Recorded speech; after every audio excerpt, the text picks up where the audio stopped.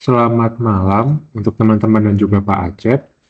Kami dari kelompok 8 Big Data untuk Pertanian membawakan hasil tugas penelitian kami yang berjudul petir atau penyinaran elektronik tembak ilalang dan rumput, disusun oleh saya, Samuel, Susilo Eko, dan juga Joseph. Berikut adalah jurnal acuan utama kami yang berjudul Laser Weeding Technology in Cropping Systems, A Comprehensive Review, yang diambil dari jurnal agronomi oleh MDPI. Berikut adalah daftar isi dari presentasi ini yang berisi pendahuluan, studi literatur, metodologi, cara kerja sistem, dan juga kesimpulan. Baik, pada pendahuluan, tentunya gulma adalah salah satu faktor yang menyebabkan penurunan dari produktivitas tanaman. Hal ini dikarenakan gulma itu berpengaruh kepada persaingan, baik itu nutrisi, ruang, kelembapan, dan cahaya itu sendiri. Nah, tentunya dengan hal tersebut, maka akan menurunkan produktivitas dari tanaman. Jika dilihat dari data, sebanyak 31,5% itu terjadi penurunan hasil panen akibat adanya gulma ini. Dan jika kita konversi ke nilai rupiah ataupun ke nilai dolar, itu setara dengan 1,45 miliar dolar. Tentunya dengan hal ini, maka diperlukan suatu pengendalian atas gulma itu sendiri.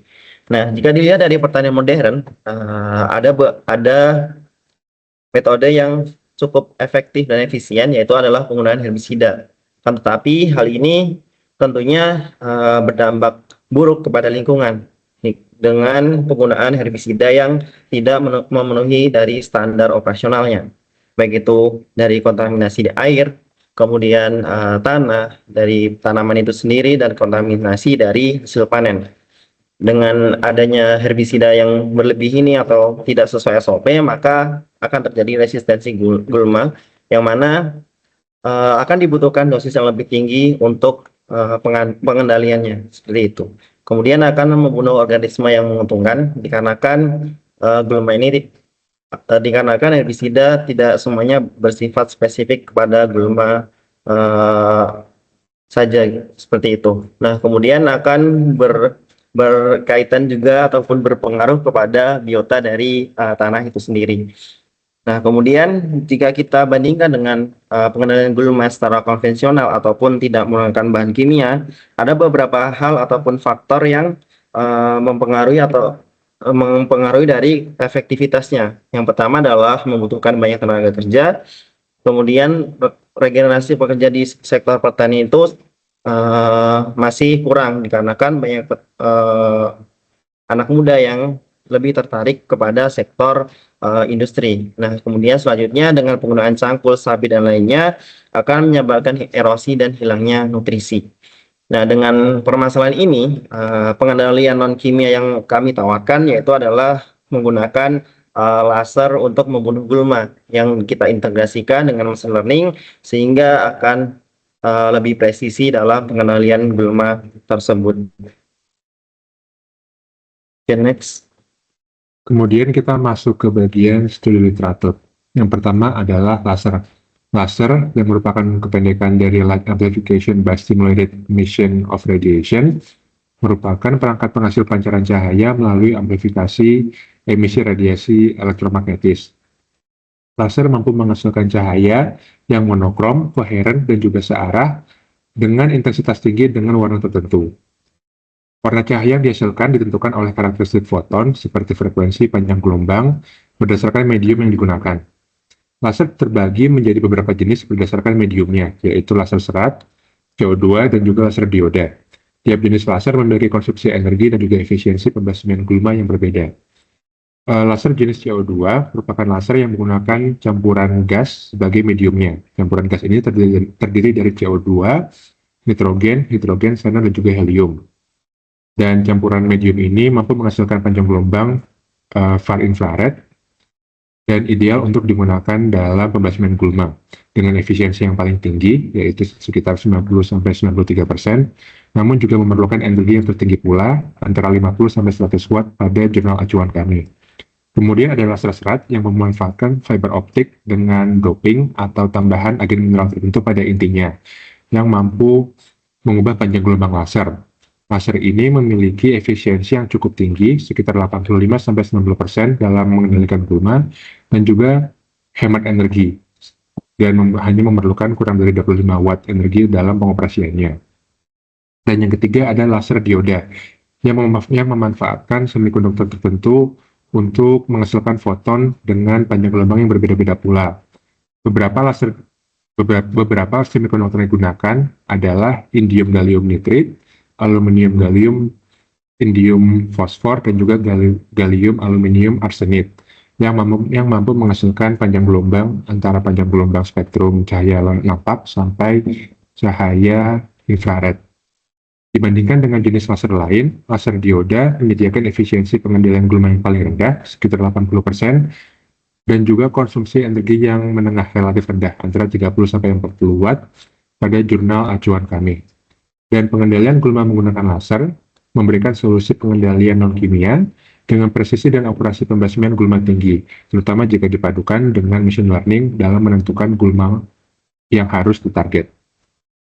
Kemudian berkaitan dengan machine learning sendiri, di mana harus ada data training ataupun data latih yang perlu kita berikan kepada machine learning agar bisa memprediksi secara akurat. Tentunya sistematisnya itu dimulai dari input, di mana akan diberikan data, yaitu berupa data citra, dalam hal ini berkaitan dengan sistem peti itu sendiri. Kemudian ada teknik dari machine learning yang mana digunakan itu adalah klasifikasi biner, dan kemudian akan menghasilkan output yang mana sistem nanti akan dapat membedakan antara gulma dan tanaman, sehingga aplikasi laser bisa tepat sasaran.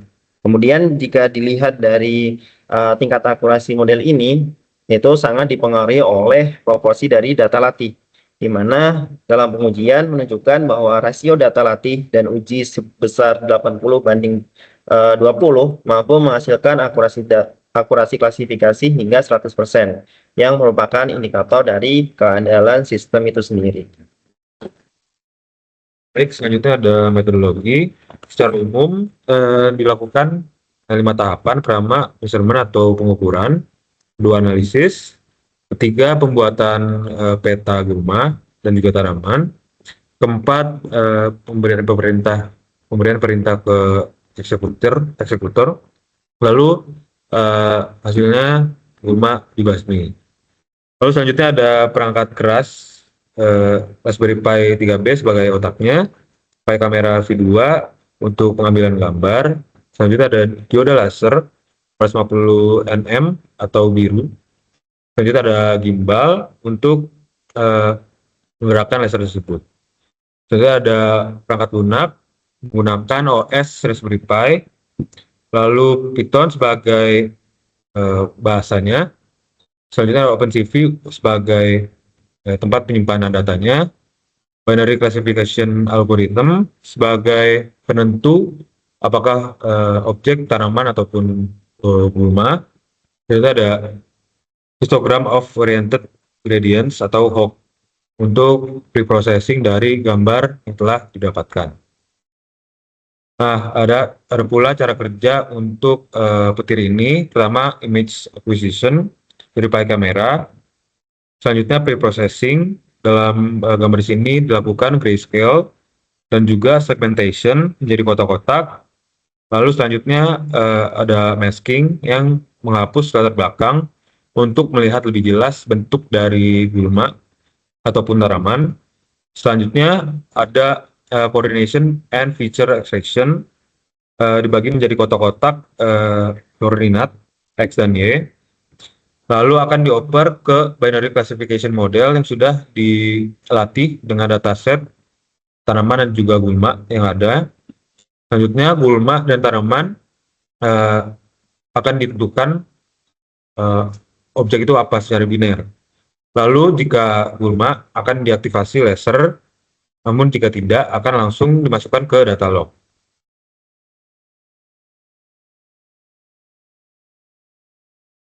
Kesimpulan dari penelitian kami adalah inovasi precision agriculture melalui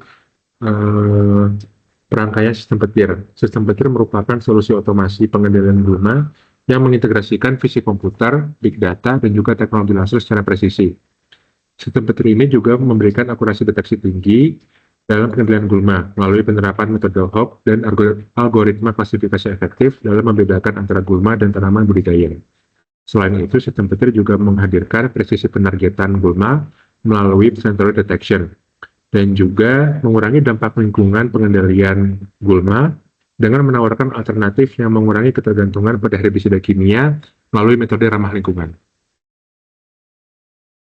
Sekian dari presentasi kami. Terima kasih. Selamat malam.